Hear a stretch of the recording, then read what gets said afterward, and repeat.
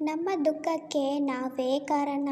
ನಾವು ಸುಖವಾಗಿರುವುದಕ್ಕೆ ಅನೇಕ ವಸ್ತುಗಳಿಗೆ ಬೇಕು ಎಂದು ಭಾವಿಸುತ್ತೇವೆ. ಆದರೆ ಅವು ಸೃಷ್ಟಿಯಾಗುವ ಮುಂಚೆಯೂ ಜನ ಸಂತೋಷವಾಗಿದ್ದರು. ವಸ್ತುವಿನಿಂದ ಸಂತೋಷ ಬರುವುದಿಲ್ಲ, ದುಃಖವೂ ಬರುವುದಿಲ್ಲ. ನಮ್ಮ ಸುಖ ಮತ್ತು ದುಃಖಕ್ಕೆ ಕಾರಣ ವಸ್ತುವಿನಲ್ಲಿ ಸುಖವಿದೆ ಎಂಬ ಭ್ರಮೆಯಾಗಿದೆ.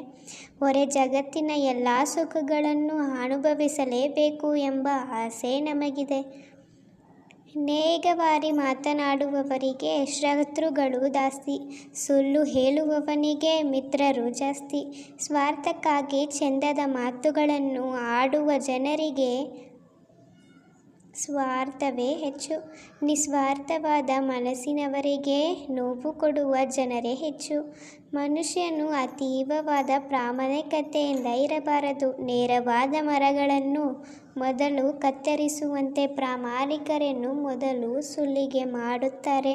ಮೂರ್ಖರೊಂದಿಗೆ ವಾದ ಮಾಡಬೇಡಿ. ಮನುಷ್ಯ ಯಾರನ್ನು ಪ್ರೀತಿ ಮಾಡುತ್ತಾನೋ ಅವರಿಂದಲೇ ತುಂಬ ಸುಲಭವಾಗಿ ಮೋಸ ಹೋಗುತ್ತಾನೆ. ತಾನು ಹೇಳಿದ್ದೇ ಸರಿ ಎಂದು ವಾದ ಮಾಡುವ ಹತ್ತಿರ ನೀವು ವಾದ ಮಾಡಬೇಡಿ.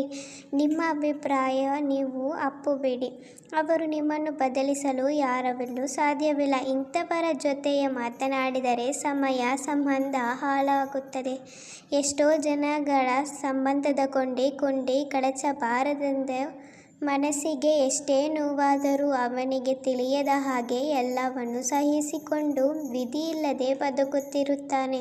ಬೇರೆಯವರ ತಪ್ಪಿನಿಂದಲೂ ಕಲಿತುಕೊಳ್ಳಿ. ಎಲ್ಲ ತಪ್ಪುಗಳಿಂದಲೂ ನೀವೇ ಮಾಡಿಕೊಳ್ಳುವಷ್ಟು ಜೀವನ ನಿಮಗೆ ಆಯಸ್ಸನ್ನು ಕೊಡುವುದಿಲ್ಲ.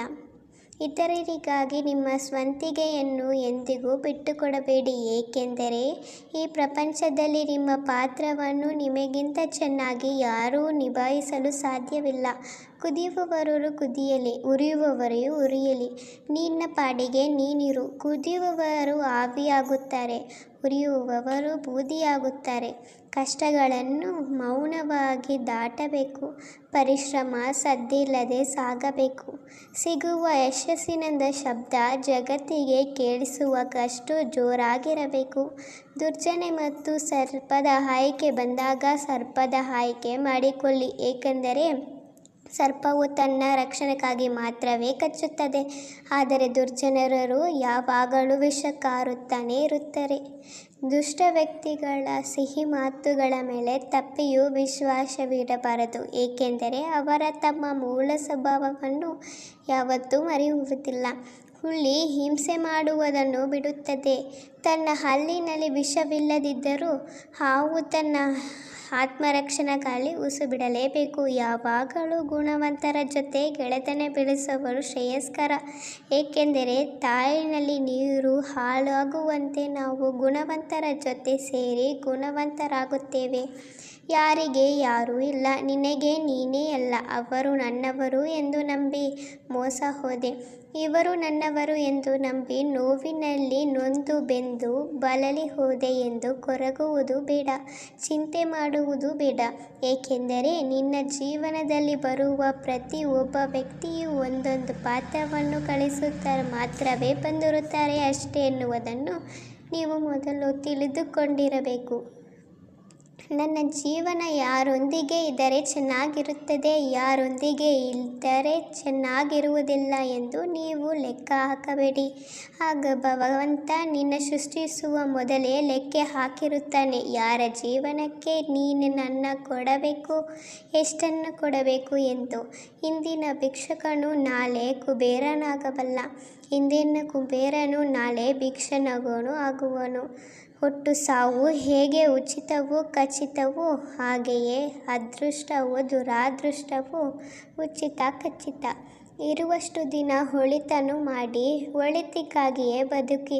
ಹಣೆಯಲ್ಲಿ ಏನನ್ನು ಬರೆದಿದೆಯೋ ಅದೇ ಆಗುತ್ತದೆ ಅಂತ ಸೋಮಾರಿಗಳಾಗಬಾರದು. ಕಾರ್ಯ ನಿರ್ವಹಿಸಬೇಕು, ಕಾಯಕ ಮಾಡಬೇಕು. ಆಗ ಹಣೆಯಲ್ಲಿ ಏನು ಬರೆದಿದೆ ಎಂದು ಗೊತ್ತಾಗುತ್ತದೆ. ಪ್ರಯತ್ನ ಮಾಡಿದ ನಂತರವೇ ಹೊರತು ಪ್ರಯತ್ನ ಮಾಡುವ ಮುನ್ನ ಯಾವುದೂ ತಿಳಿಯಲಾರದು.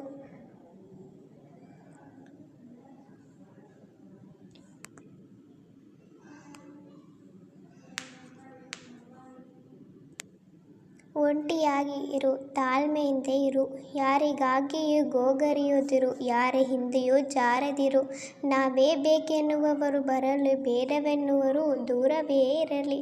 ಜೀವನದಲ್ಲಿ ಯಾವುದೂ ಯಾರೂ ಶಾಶ್ವತವಲ್ಲ. ಯಾರಾದರೂ ನಿಮ್ಮನ್ನು ಅವಮಾನಿಸಿದರೆ ಹೆದರಬೇಡಿ, ಏಕೆಂದರೆ ಹುಚ್ಚು ಜನಗಳಿಗೆ ಗೊತ್ತಿರುವುದಿಲ್ಲ ಅದು ವಜ್ರವೆಂದು. ಅದಕ್ಕೆ ಅವರು ವಜ್ರವನ್ನು ಗಾಜು ಎಂದುಕೊಂಡಿರುತ್ತಾರೆ. ಮನಸ್ಸು ಸಿರಿವಂತವಾದರೆ ನಮ್ಮಲ್ಲಿ ಸಂಪತ್ತು ಇಲ್ಲದಿದ್ದರೂ ನಾವು ಸಿರಿವಂತರೇ ಆಗಿರುತ್ತೇವೆ. ಮನಸ್ಸೇ ಬಡವಾಗಿ ಹೋದರೆ ನಮ್ಮಲ್ಲಿ ಸಂಪತ್ತು ಇದ್ದರೂ ನಾವು ಬಡವರಾಗುತ್ತೇವೆ. ಸಂತೃಪ್ತಿಗಿಂತ ಮಿಗಿಲಾದ ಸಂಪತ್ತು ಮತ್ತೊಂದಿಲ್ಲ. ಚಿಕ್ಕ ಚಿಕ್ಕ ವಿಷಯಕ್ಕೆ ಕೋಪ ಮಾಡಿಕೊಳ್ಳುವವರಿಗೆ ಮೋಸ ಮಾಡೋಕ್ಕೆ ಬರೋಲ್ಲ, ಮೋಸ ಮಾಡುವವರಿಗೆ ಕೋಪವೇ ಬರುವುದಿಲ್ಲ. ಎಲ್ಲ ಸಂಬಂಧಗಳನ್ನು ನೋಡಿದರೂ ನಿಜವಾಗಿಯೂ ನಮ್ಮವರೆನ್ನಿಸಿಕೊಳ್ಳುವುದು ಕೇವಲ ನಮ್ಮ ತಂದೆ ತಾಯಿ ಮಾತ್ರ. ಅವರನ್ನು ಬಿಟ್ಟು ಇಲ್ಲಿ ಯಾರೂ ನಮ್ಮವರಲ್ಲ. ಕೆಲವು ಸಂಬಂಧಗಳೇ ಹಾಗೆ, ನಮ್ಮನ್ನು ಬಹಳ ಹಚ್ಚಿಕೊಂಡಿರುವ ಹಾಗೆ ಇರುತ್ತದೆ. ಆದರೆ ಅವರಿಗೆ ಬೇಕಾದವರು ಸಿಕ್ಕಾಗ, ಅವರ ಅವಶ್ಯಕತೆಯ ಮುಗಿದಾಗ ನಮ್ಮನ್ನೇ ಕಡೆಗಣಿಸುತ್ತಾರೆ. ಬೇಡ ಅಂದವನಿಗೆ ಭಾರವಾಗುವ ಬದಲು ಬೇಕು ಎನ್ನುವವರಿಗೆ ಬೆಳಕಾಗುವುದೇ ಒಳಿತು. ಕರ್ಮದ ಏಟು ತುಂಬ ಭಯಂಕರವಾಗಿರುತ್ತದೆ. ನಮ್ಮಲ್ಲಿ ಸಂಗ್ರಹವಾದ ಪುಣ್ಯ ಯಾವಾಗ ಮುಗಿದು ಹೋಗುತ್ತದೆ ಎಂದು ನಮಗೆ ತಿಳಿಯುವುದಿಲ್ಲ. ಪುಣ್ಯ ಮುಗಿದ ನಂತರ ಸಮರ್ಥರ ರಾಜನು ಭಿಕ್ಷೆ ಬೇಡಬೇಕಾಗುತ್ತದೆ. ಆದ್ದರಿಂದ ಯಾರೊಂದಿಗಾದರೂ ಮೋಸ, ಕಪಟ, ವಂಚನೆ ಮಾಡಿ ಯಾರ ಆತ್ಮವನ್ನು ಮೋಸ ಮಾಡಬೇಡಿ.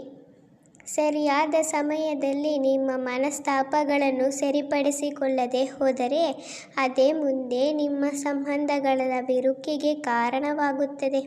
ನಡೆಯುವ ದಾರಿಯಲ್ಲಿ ಚುಚ್ಚುವ ಮುಳ್ಳಿದ್ದರೆ ಪಾದರಕ್ಷೆಯನ್ನು ಮೆಟ್ಟಿ ನಡೆ. ಬದುಕೆಂಬ ದಾರಿಯಲ್ಲಿ ಚುಚ್ಚಿ ಮಾತನಾಡುವ ಜನರಿದ್ದರೆ ನಿಮ್ಮ ಪಾದರಕ್ಷೆ ಬಿಡುವ ಸ್ಥಳದಲ್ಲಿ ಬಿಟ್ಟು ಮುಂದೆ ನಡೆ. ಬಯಸಿದ್ದೆಲ್ಲವೂ ಸಿಗುವಂತಿದ್ದರೆ ಬಯಕೆಗಳಿಗೆ ಬೆಲೆ ಇರುತ್ತಿರಲಿಲ್ಲ. ಅನಿಸಿದ್ದೆಲ್ಲ ಎಲ್ಲವನ್ನೂ ಹೇಳುತ್ತಿದ್ದರೆ ಮೌನಕ್ಕೆ ಅರ್ಥವೇ ಇರುತ್ತಿರಲಿಲ್ಲ.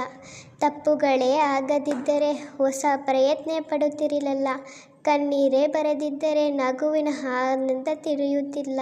ಕಷ್ಟಗಳು ಎದುರಾಗದಿದ್ದರೆ ಜೀವನದ ಮೌಲ್ಯ ಗೊತ್ತಾಗುತ್ತಲೇ ಇರಲಿಲ್ಲ. ಯಾರಿಗಾಗಿ ಬದುಕು, ಯಾರಿಗಾಗಿ ಹೋರಾಟ, ಯಾರಿಗಾಗಿ ಹಬ್ಬಲ? ಅಯ್ಯೋ ಹುಚ್ಚಿ ಮನವೇ, ಇಲ್ಲಿ ಯಾರೂ ನಿನ್ನವರಲ್ಲ. ಇಲ್ಲಿ ಎಲ್ಲರೂ ಅವರವರ ಸ್ವಾರ್ಥಕ್ಕೆ ನಿನ್ನನ್ನು ಬಳಸಿಕೊಳ್ಳುವವರು ಅಷ್ಟೇ. ಕೆಲವರ ಮುಖವಾಡಗಳು ಬಂಧನ ಮುಖವಾಡಗಳು. ಅವರು ಮೆತ್ತುಮೀನದ ಕುಣಿತದಿಂದ ತಾನಾಗಿಯೇ ಕಳಚಿ ಬಿಡುತ್ತದೆ. ಒಂದು ದಿನ ಕಾತು ನೋಡಿ, ಆಗ ನಾವು ಅವರನ್ನು ತಾಳ್ಮೆಯಿಂದ ನೋಡಬೇಕು. ಕುಣಿಯಲಿ ಎಂದು ಬಿಡಬೇಕು. ಆಗ ಅವರ ಬಣ್ಣದ ಮುಖವಾಡ ಅವರ ನಿಜ ಸ್ವರೂಪ ಏನೆಂದು ತಿಳಿಸಿಕೊಡುತ್ತದೆ. ಹಾಗಾಗಿ ತಾಳ್ಮೆ ಮನುಷ್ಯನಿಗೆ ಬಹಳ ಮುಖ್ಯ ಎಂದು ಹೇಳೋದು.